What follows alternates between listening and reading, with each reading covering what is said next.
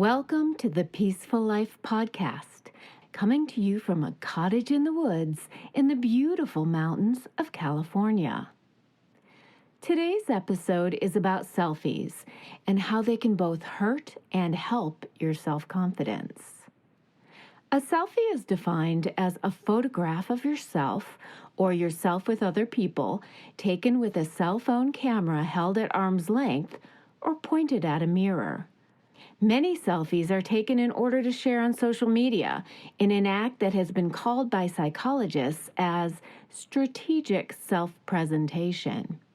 Strategic because we tend to manipulate selfies through filters or Photoshop to present the image that we want to project, not necessarily how we look in real life.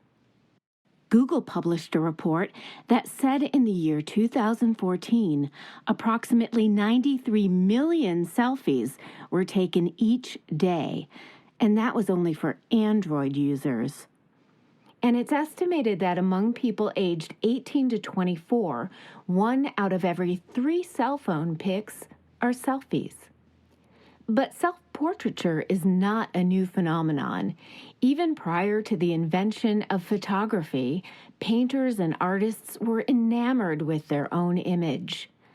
Vincent van Gogh, for example, painted many self-portraits, 39 of which still exist today. In his letters to his brother Theo, he explained that it was simply due to financial reasons. He didn't have the money to pay a model. But if you look through the images, you'll see that Vincent also used his self-portraits for both self-expression and self-reflection. His letters also show that he was a very introspective person. One of Van Gogh's most famous self-portraits depicts him with a bandaged ear, showing his vulnerability and possible regret at his act of self-harm. Of the 143 works of Mexican artist Frida Kahlo, 55 of them are self-portraits. That's more than a third. She was fascinated with her own image and often used her self-portrait as a clear reflection of her mood and emotions. For example, in the painting titled Memory, the Heart, Kahlo expresses her pain from her husband's affair with her sister. There is literally a broken heart at Kahlo's feet. So, what exactly is my point about selfies? Well, I believe we can use them to learn about ourselves. I myself am an avid Photoshop user. And I admit, I've used it to clean up a couple of laugh lines or acne spots before posting a selfie. We all want to present ourselves in the best way possible. But last year, I did something that actually garnered more likes and comments than any other selfie that I had posted. I took a picture with my hair naturally curly. I usually straighten it. No makeup, no filter, and no Photoshop. I was inspired by Alicia Keys, who has taken a stance on beauty by appearing in public and on awards shows with no makeup and her natural hair.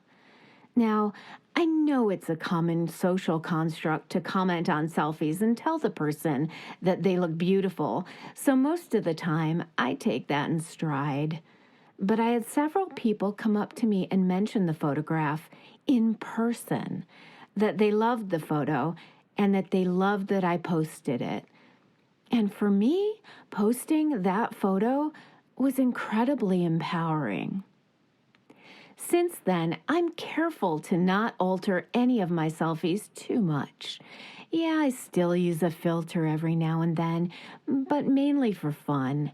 I don't want to misrepresent myself, because when you do so, you're telling yourself that you're not okay the way you really are. And by doing this over and over again, you can actually lose self-confidence. What if you don't live up to these altered images? And what exactly are you trying to fix? I'd like you to think about this and try one thing. Take a selfie a headshot that expresses more than just your beauty. Think of a raw emotion, whether it's happiness or fear or pain or anger. Maybe take several. Then study this image and see how it makes you feel. You don't have to post it. It can be just for you. Do this regularly. Learn to love yourself through your own image, your real image. Use selfies to get to know yourself and express yourself. Just after the first of the year, I received really bad news. My sister was told that she has 6 to 12 months to live. I had lost both of my parents in the last 3 years, and this was really devastating. Overwhelmingly so. An artist friend of mine told me to use art to express my feelings, that it can help me get through this difficult time. So one evening, after a bout of weeping, I took a breath and I took a selfie. I was fascinated with the image. It is the perfect representation of what I was feeling: anger, pain, sadness, and chaos. It is one of my favorite pictures of myself. And yeah, I posted it. You've been listening to the Peaceful Life Podcast. For other episodes, please go to our website at thepeaceful.life. Remember, you are a spectacular human being, and you don't need Photoshop for that.